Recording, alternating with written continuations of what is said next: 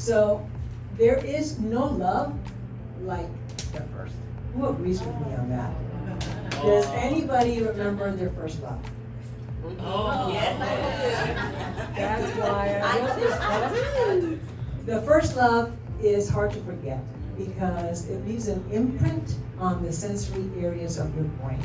This book is about my first love. Okay. The one sitting there is my last love. 37 years coming up in July. But this book is my story. My story, and I want to tell you more about it, but let me give you a little background.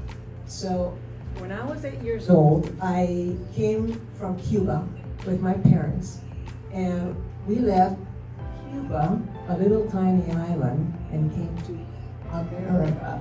So you can imagine that my parents were, especially my dad, my papi, and it's papi, por favor, like, papi, please. So you can imagine how strict he was because he didn't want anything to happen to his little girl. And I was his first daughter, only daughter, and he was going to protect me. So I don't know, it's a cultural thing. In a lot of cultures, you just protect.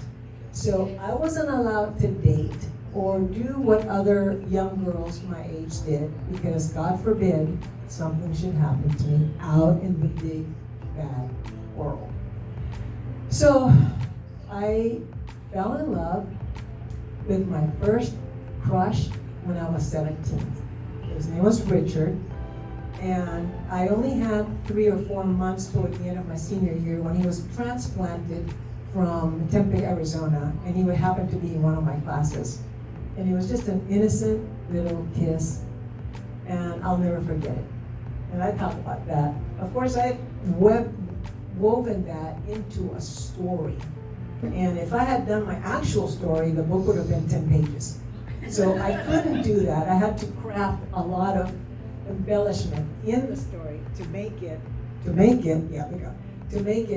good and funny and bittersweet. By the way, let me just say this before I go on.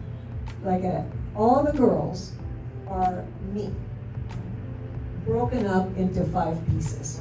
So much of the dialogue just comes from my past experience. There is a sequel being in the works right now. I'm halfway through. ReadersMagnet is waiting for it right now.